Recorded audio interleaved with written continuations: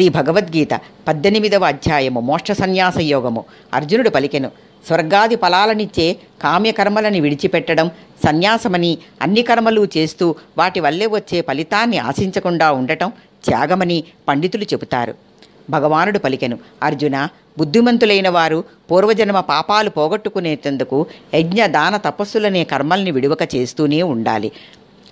అవి పవిత్రతను కలిగిస్తాయి. సత్వగుణంతో కూడిన త్యాగి కష్టతరాలైన కర్మల మీద ద్వేషం కానీ, సుఖకరాలైన కర్మల మీద ఆసక్తిని కానీ చూపించడు. అటువంటి వాడే మేధావి. అనిష్టమని, ఇష్టమని 3 రకాలు. శరీరం మొదటి కారణం. ఈ శరీరాన్ని పనిచేయించే కర్త అయిన జీవాత్మ 2వ కారణం. ఇంద్రియాలు, మనస్సు 3వ కారణం. కర్తలు 3 రకాలు.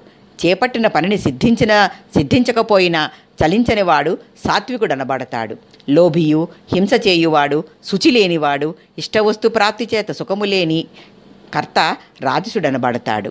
యుక్తమైన నడవడి లేనివాడును, నమ్రత లేనివాడును, వంచనాపరుడును, సోమరియును అయిన కర్త తామసుడనబడతాడు. మానవుడు దేని ఎందు క్రీడిస్తూ దుఃఖనాశనాన్ని పొందుతాడో అటువంటి సుఖం కూడా 3 రకాలు. ఇంద్రియాలకు, విషయాలకు సంబంధం కలిగి మొదట అమృతంలా కనిపించి చివరకు విషతుల్యమయ్యే సుఖము రాజసమవుతుంది.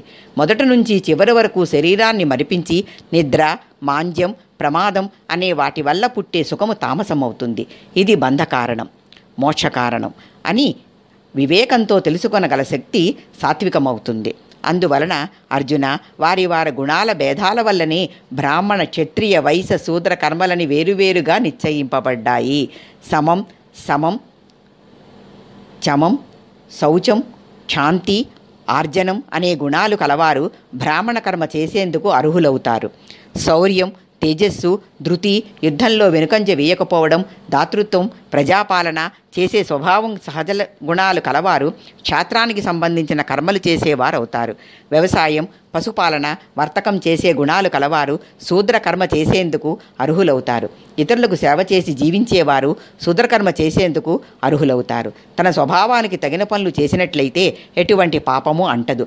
నిర్మల బుద్ధితో కూడినవాడై, ధైర్యంతో కూడి, ఆత్మను నియమించి, విషయాలను, రాగద్వేషాలను వదిలి, ఏకాంత స్థలవాసి అయి, మితాహారి అయి, శరీర మనోనియమాలతో విరక్తిభావాన్ని ఆశ్రయించి, ఎల్లవేళలా ధ్యాన యోగ్యాభ్యాసాలను చేస్తూ, అహంకార, డంభం, బలం, కామం, క్రోధం, ధనార్జన అనే వాటిని విడిచిపెట్టి మమకారం లేనివాడై శాంత స్వభావం కల పురుషుడు బ్రహ్మభావాన్ని పొందుతాడు.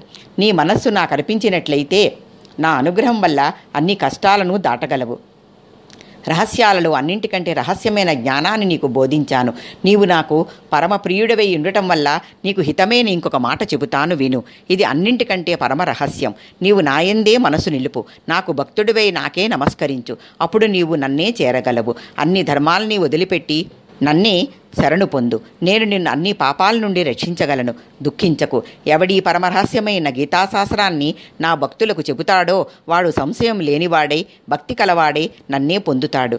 ధర్మానికి మూలమైన మన సంవాదాన్ని ఎవరైతే పఠిస్తారో అట్టి వారి చేత నేను జ్ఞానయజ్ఞంతో కూడిన పూజింపబడిన వాడిగా అవుదును అని నా ఉద్దేశం. దీనిని శ్రద్ధ కలిగి అసూయ లేకుండా ఉండేవాడు, వినేవాడు పాప విముక్తిని పొంది పుణ్యకర్మలు చేసేవారు పొందే ఉత్తమలోకాలు పొందుతారు. పార్థ, ఏకాగ్ర చిత్తంతో దీన్ని విన్నావు కదా, నీ యొక్క అజ్ఞానం చేత కూడిన మోహం తొలగిపోయింది కదా అని అడిగాడు. అర్జునుడు పలికెను, అచ్యుత, నీ అనుగ్రహం వల్ల జ్ఞానాన్ని పొందాను. మోహం నశించినది. సంశయాలు తొలగిపోవటం వల్ల ఇంక నీవు చెప్పినట్లే యుద్ధం చేస్తాను అన్నాడు. మోక్ష సన్యాస యోగము సమాప్తము అని సంజయుడు ధృతరాష్ట్రునితో పలికెను. నేను భగవానుని యొక్కయు మహాత్ముడైన అర్జునుని యొక్కయు ఆశ్చర్యకరమును వడలు పులకరింపచేయునది అయిన ఈ ప్రబోధాన్ని విన్నాను. వ్యాసుల వారు రచించిన దూర శ్రవణముల చేత పరమరహస్యమైన ఈ బుద్ధియోగాన్ని యోగీశ్వరుడైన శ్రీకృష్ణ పరమాత్మ చెబుతూ ఉండగా స్వయంగా విన్నాను. శ్రీకృష్ణ పరమాత్మ చూపించిన ఆశ్చర్యకరమైన విశ్వరూపాన్ని మాటిమాటికి తలుచుకుంటూ ఎంతో ఆశ్చర్యాన్ని, ఆనందాన్ని పొందుతున్నాను. రాజా, యోగీశ్వరుడైన శ్రీకృష్ణుడును, గాంధీవాన్ని ధరించిన పార్థుడును ఏ పక్షాన ఉన్నారో ఆ పక్షానికి సంపద, ద్విజ ఐశ్వర్యములు, నీతి ఉంటాయని నా ఉద్దేశం అని తన నిశ్చయాన్ని విశదీకరించాడు సంజయుడు. భగవద్గీత సర్వము సమాప్తము.